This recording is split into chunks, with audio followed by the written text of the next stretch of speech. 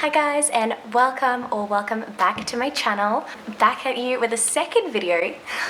I guess I'm like a whole YouTuber now, you know? Also, I'm back at you with a bit of better quality. This is unfortunately temporary. I'm using my dad's camera, so I'm gonna see how that goes. Hopefully I can actually work it correctly. I don't know how the audio and all that stuff works, but we'll see how it goes. I just want to preface this video by saying, before I even get into anything, that this is by no means a weight loss, like a how to lose weight video, should I say, or really necessarily trying to endorse or encourage that in any way. I'm just kind of sharing my experience with you, and also kind of my health journey and how I ended up losing so much weight and the ups and downs of my whole journey, pretty much. I know that weight loss, I was going to say particularly for women, but actually everyone, now that I think of it, is something that at some point in our lives we're probably insecure about. Our weight, body image, things like that is very, very prevalent in our society, and I think it's something that we spend a lot of time worrying about, which is something I just wish that we didn't. Myself particularly, I struggled with it a lot when I was younger.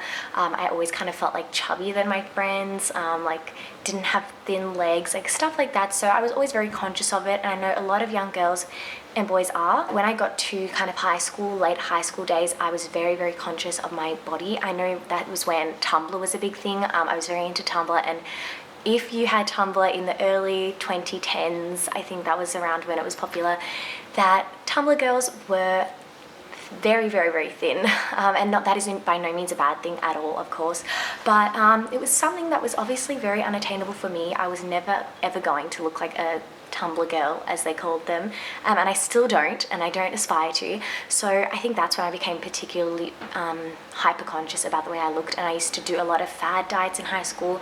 I try all sorts of things. So I did that, and I actually did drop quite a bit of weight very rapidly, and of course, because it wasn't anything that was sustainable or healthy, I gave up. It's because obviously the results that I was wanting were completely unrealistic, so I just kind of ended up leaving it all together, because I thought, well, if I'm not going to look like a skinny like fitspo person, that makes no sense, and why should I keep doing this if I'm never going to get the body that I want? So I kind of gave up. Then I got to my first year of university, which I think this is like a little thing they call it first year spread.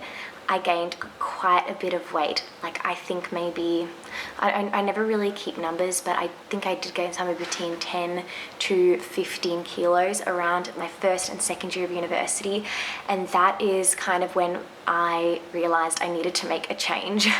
Now, I actually didn't really think too much about it over those first 2 years, because I was really enjoying myself. So I guess like part of the weight gain I am not regretful about. Like, I think I also went out a lot, so I mean, those calories and drinks, they clearly accumulate, and like junk food and stuff like that. So when I got to 2017, which is my second year of university, I decided I was going to make a change. I think, okay, so I'll say like my weight, it's very scary sharing your like weight on the internet, but we'll just be very transparent about it. I think I was weighing in at about 88 kilos, which is obviously the largest I've ever been. So yeah, I was 88 kilos, and I was like, I cannot live like this. And I'm by no means saying that that's a bad weight, but for me, that was not my healthy weight. Yeah, so I was definitely not at my healthy weight, so that's by no means shaming anyone for their weight at all. And the first thing that I did was banting, which is, I think in Australia and other places is called keto, the keto diet. So that is what I did. Personally, I know it's a very controversial diet, the keto banting thing. I don't really have any huge problems with it,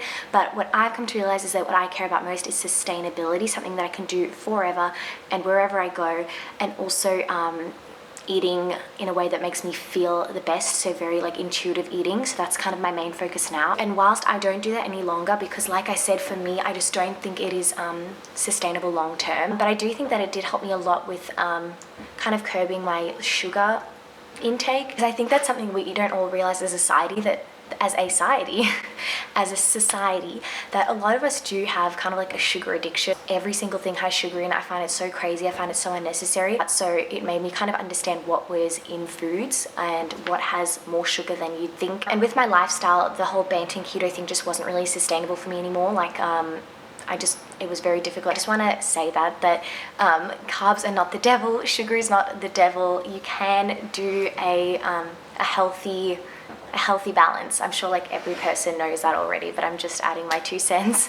That is what I did, and then I kind of had a very good healthy balance, and I didn't really think much of my weight, and I was very focused on exercise because that's something that became a very important part of my life, is going to the gym and exercising, and I still do that to this day. That's like a good stress reliever for me, and like I know everyone says this, it's like such a generic thing, like gym is my therapy. Like it literally is though. It really helped me a lot as well. Just when I have things going on in my life, it's something that I can kind of take my mind off things with. I know a lot of trainers that I like would follow on Instagram say to do the whole eat in a calorie deficit and do only strength training, and that did not work for me.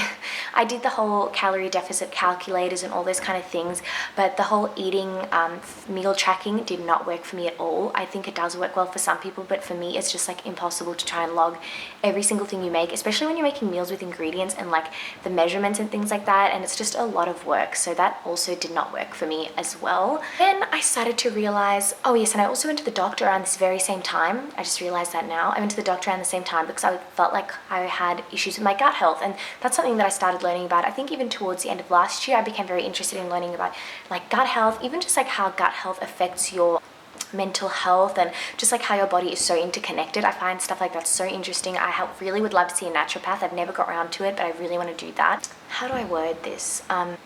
There are so many ways that we lack things in our diet without noticing, because so many of the foods we eat these days are so processed and things like that. I did a lot of research about what are like very good gut healing meals. It was more for like health reasons. I just felt like I never felt my best, and I felt lethargic a lot of the time. So I thought like, there must be something that I can do to feel a bit better. So that's basically what I started doing.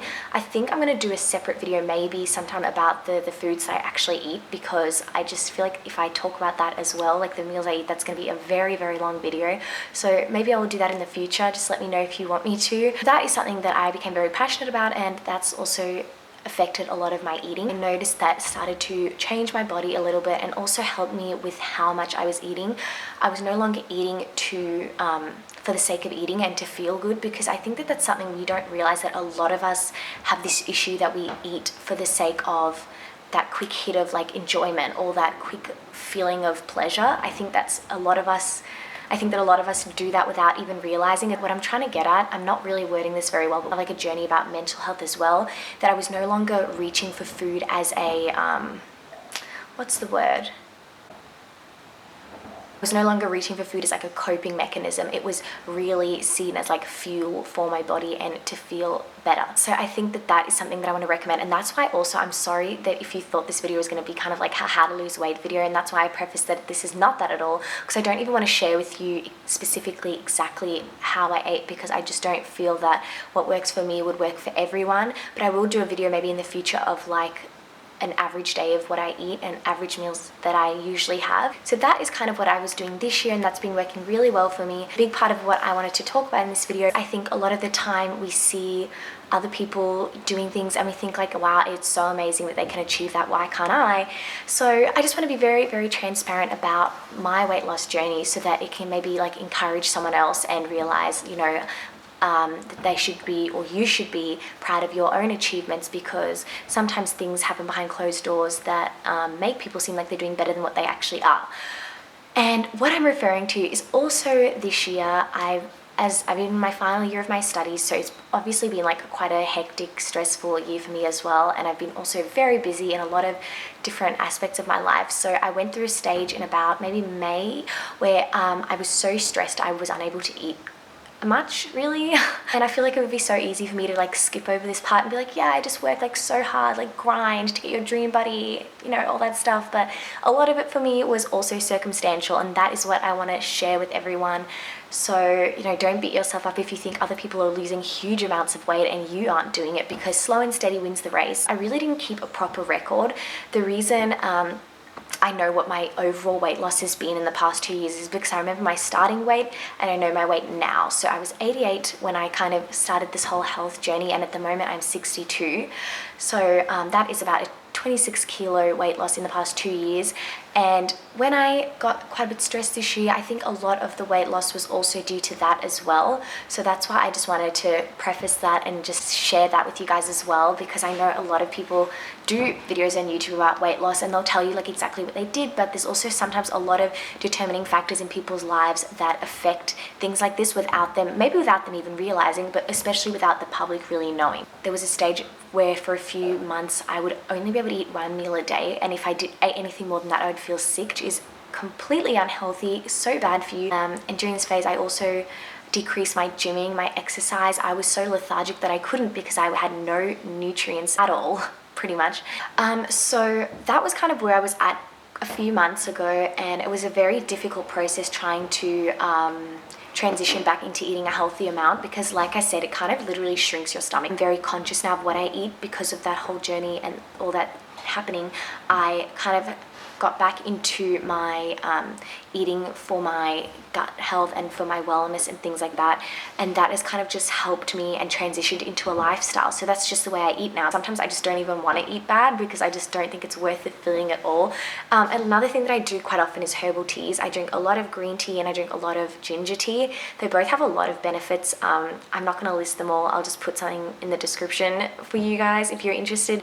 So you should definitely try that as well. I think what we also don't realize is that a lot of the time when we think we're hungry, we're just thirsty. So if you find yourself struggling to stick to like not a diet, I don't want to say a diet, but if you find yourself trying to kind of limit your eating a little bit, definitely drink a lot of water before you just mindlessly eat. I meant to get my water bottle because that's like something I just wanted to show you guys, but I have one of those big like 1.5 liter water bottles, and I kind of would have a goal. So what I often do as well sometimes is I have a little goals list of things that I want to do each day, and I would always have on there to drink one of my 1.5 liter bottles and a half or two of them. I can't believe I forgot to mention this. I meant to mention this earlier, but I did this last year and this year, and it's something I still currently do, is I do intermittent fasting. So I do the 8-hour, 16-hour window. I eat between 12 p.m. and 8 p.m.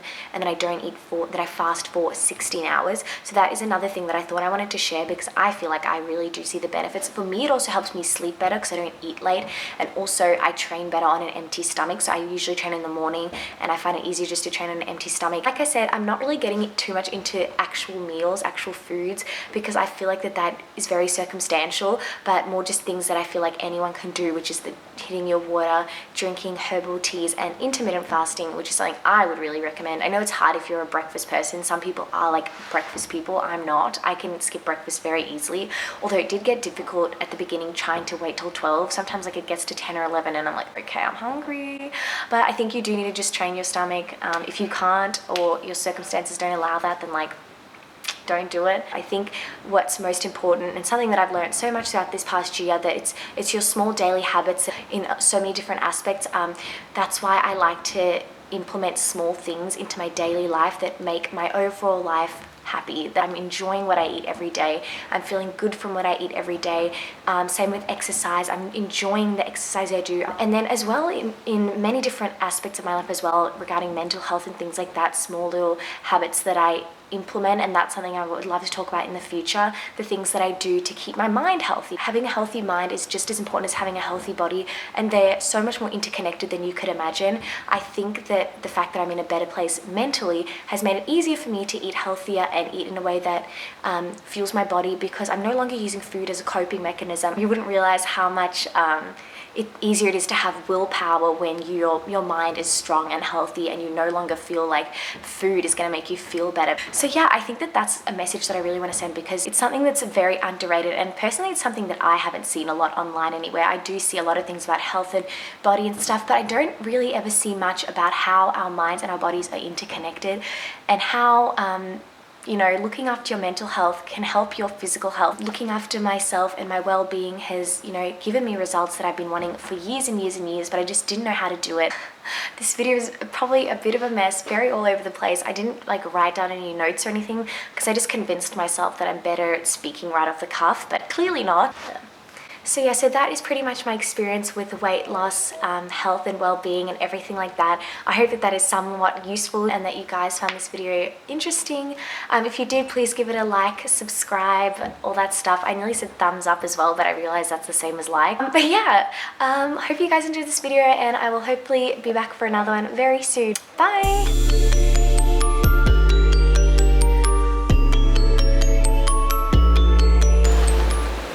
Why won't it focus on me?